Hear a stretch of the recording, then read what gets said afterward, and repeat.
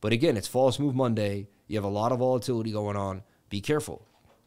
They just shredded everyone down here, brought us right back up. Look, they liquidated a lot of people recently.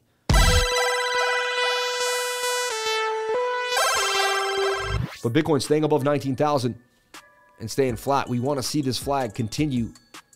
This is it. You want to see this continue in a flag and pump back up. It's really crucial Bitcoin gets back inside this pattern, doesn't bearishly retest it. The next 2-3 hours are going to tell you a lot of where we're going this week. If we get back above here, we could boom up. We could price in, right? We could price in the rate hike and get right back up here to 21,800. From there, we'll go from there. Like at that point, you know, like this has been the battle. Can this pattern break back to the upside? And can they not fake us out? And can we stay on the market maker no matter how much time he tries to throw us off his trail? Can we sniff him out and get to where we need to go? And that's what this show is all about. Not just technical analysis, because you need to know more than TA. You need to understand predicament trading. You need to understand where the liquidity lies. You need to understand like what the market maker is trying to do. What is his true plan for you? What does he really want? You know, where is he or her? Where are they trying to go? Look at our Bitcoin all-time history index.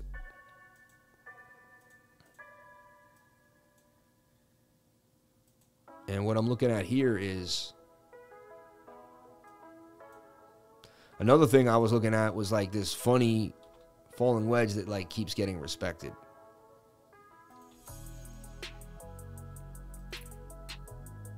Can you break back inside and then that will still break to the upside? Just, you know, these are just weird concepts that I've been playing with. Still a giant double bottom too as well.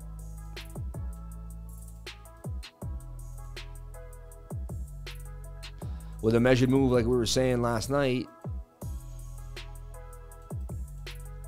all the way to 31K. And again, because I'm just showing bullishness during a bearish day does not make me a bull, a perma bull.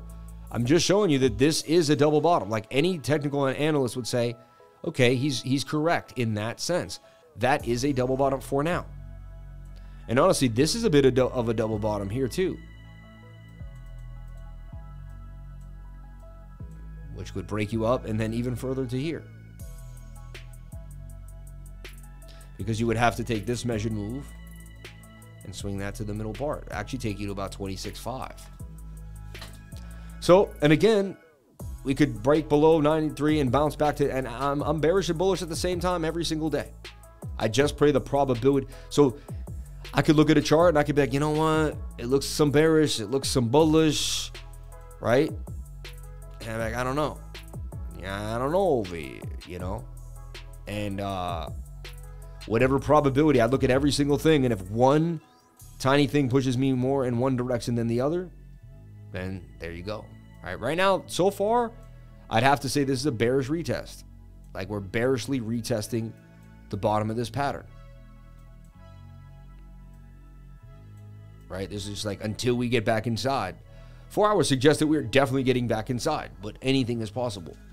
You know, you can't say definitely when trading. You can say this is definitely a falling wedge that breaks up 68% of the time, though. And then you can say that this is a bit of divergence here. And it's stronger on the 1 hour than it is.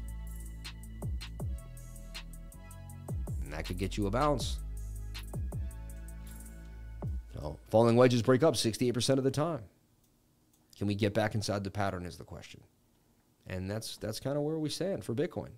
Nice and easy. Like, and then you can say, well, if we can't get back above 20,500, short the market too. That's another place of heavy resistance. But I want to see us break back inside this pattern. We break back inside the pattern. There's a very likelihood we come up to here, 21,008, like I've been saying all along. That's also your next big resistance point. I don't know when my VRVP disappeared, but that's also lines up with VRVP areas. See right here and right here, a little bit below, but they're pretty much a bounce off that would take you up into 21.5 area, right? And then maybe a little push up to the top of the pattern. So you can kind of see my reasoning here for what we're doing. And if what happens if we bearishly retest and we don't get back into Bitcoin, back up in here, then we're in this, you can see the pattern we're in, and we're going to head back down to the bottom of the pattern. And that would take you to about 17,800. Do we see any area that, yeah, and that's like our last little leg to stand on right there where these candles closed. Uncannily, okay? So I'm ready for anything, and I'll keep you updated in the trading group. And that's why people join the trading group, because every 2 to 3 hours, I'm going to be like, well, listen, we did, you know, right now, that's a bear. Right now, we just got bearishly retested. We're falling down. And then you be like, well, and how do I handle it? By watching this flag. This flag just completely tends to dump. And again, right now, that's a short. You're at resistance, and you're pointing to the downside. Okay? But again, it's False Move Monday. You have a lot of volatility going on. Be careful. They just shredded everyone down here, brought us right back up. Look, they liquidated a lot of people recently. So I stay patient and just wait. I just want to see if we get rejected or not. If we get rejected, we come back down here. I'm going to start to look for bear flags and bearish ideas and keep a short going. If we don't, I'm going to change my tune and begin to long from the bottom of the pattern. And this whole thing is going to tell me in the next 2 to 3 hours. I do not have to make a move yet. Okay? You don't have to force a trade every single day of your life. You don't have to be in a trade every single day of your life. You take it one step at a time. You take it easy. You take it easy over here, eh? All right? Don't force things. Forcing things is how you lose your portfolio. Okay?